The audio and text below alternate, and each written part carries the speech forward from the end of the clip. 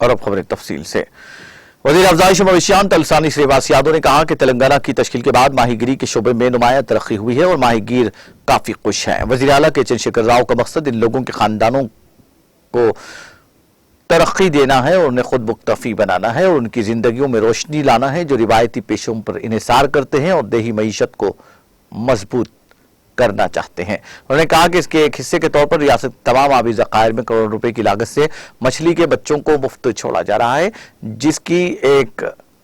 जिसकी मुल्क भर में नज़ीर नहीं मिलती। हैदराबाद के मासाब टैंक में वाक़े मसिया भवन में पी रविंदर ने फिशरीज कोऑपरेटिव सोसाइटीज के चेयरमैन के तौर पर जायजा हासिल किया। इस मौके पर रियासती वज़ीर श्रीवास यादव ने गुलदस्ता पेश किया और मुबारकबाद दी। बाद मुनक़्क़िदा तक़रीब से खिताब करते हुए श्रीनिवास यादव ने कहा कि रियासत तेलंगाना के माहीगीरों को मुत्तहिदा रियासत के दौरे हुकूमत में नजरअंदाज किया गया। उन्होंने कहा कि जंगली पौधों से भरे तालाबों और कुंटों को तेलंगाना हुकूमत ने मिशन काकतिया स्कीम के तहत बहाल किया है। उन्होंने याद दिलाया कि नए आबी ज़खायर की तामीर से तालाब और कुंटा पानी से लबरेज हो गए हैं। उन्होंने कहा कि माजी में तालाबों पर दलालों की इजारतदारी थी और माहीगीरों को फायदा पहुंचाने के लिए वज़ीर आला केसीआर के ख्यालात के मुताबिक पंचायत राज के तहत तालाबों को भी महकमा माही परवरी को मुंतकिल कर दिया गया था और तमाम हुकूक माहीगीरों को सौंपे गए थे।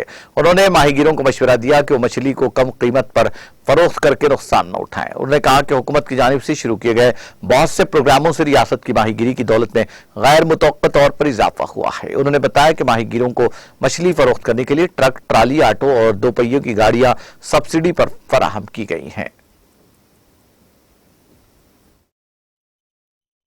అటువంటి భావన రాకూడదనేటువంటి ఉద్దేశంతోనే మరి 18 సంవత్సరాలు నిండిన వాళ్ళకందరికీ ఇప్పటికే బ్రహ్మాండంగా ఎన్రోల్మెంట్ అంతా జరుగుతుంది. మరి ఎక్కడికక్కడ కార్యక్రమాన్ని రూపకల్పన చేసినాం. గతంలో మీకు అందరికీ తెలుసు 2017, 16, 17 మరి దగ్గర 1000 కోట్ల రూపాయలతోని మీకు టీవీఎస్ వెహికల్స్ కానివ్వండి, 4 వీలర్ వెహికల్లు కానివ్వండి, అదేవిధంగా చాలర్లు కానివ్వండి, జాకెట్లు కానివ్వండి, మత్స్యకారులకు కావాల్సినటువంటి అనేకమైనటువంటి అంశాలను కూడా మరి ప్రభుత్వం చేసినటువంటి విషయం మీకు అందరికీ తెలుసు అని చెప్పి నేను ఈ సందర్భంగా తెలియజేస్తా ఉన్నాను. చెరువుల పూర్తి స్థాయి హక్కు మత్స్యకారులకు తప్ప వేరేలకు ఉండడానికి వీల్లేదని చెప్పి ముఖ్యమంత్రి గారు చెప్పారు. మరి ఈరోజు మత్స్యరంగంలో ఉన్నటువంటి ప్రతి కుటుంబం సంతోషంగా బతకాలనేటువంటిదే మన గౌరవ ముఖ్యమంత్రి గారి ఆలోచన. ఎందుకంటే తెలంగాణ ఉద్యమకారుడు, ఉద్యమ నాయకుడే ఈనాటి ముఖ్యమంత్రి గారు. ఇప్పుడు రవీంద్రన్న చెప్పిండు, ముఖ్యమంత్రి గారికి ఏం చెప్పే అవసరం లేదు. ముఖ్యమంత్రి గారికి ప్రతి రంగం మీద నాకు తెలిసి భారతదేశ రాజకీయాలలో అన్ని రంగాల మీద మరి పటిష్టమైనటువంటి లేకపోతే గ్రౌండ్లో ఉన్నటువంటి రియాలిటీ ఏందని తెలిసినటువంటి ఈ భారతదేశంలో ఏకైక నాయకుడు కేసీఆర్ గారు అని చెప్పి నేను ఈ సందర్భంగా తెలియజేస్తా ఉన్నాను. అవకాశాలు అనేది చాలా మందికి వస్తుంటాయి.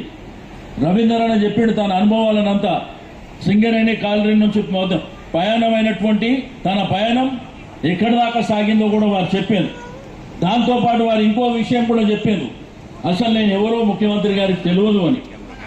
గతంలో ఉద్యమం అప్పుడు వారితో 4-5 సార్లు కలిసిన, కానీ వారి అద్భుతమైనటువంటి వ్యాసాలు మేమందరం మీరందరూ కూడా చదివాం.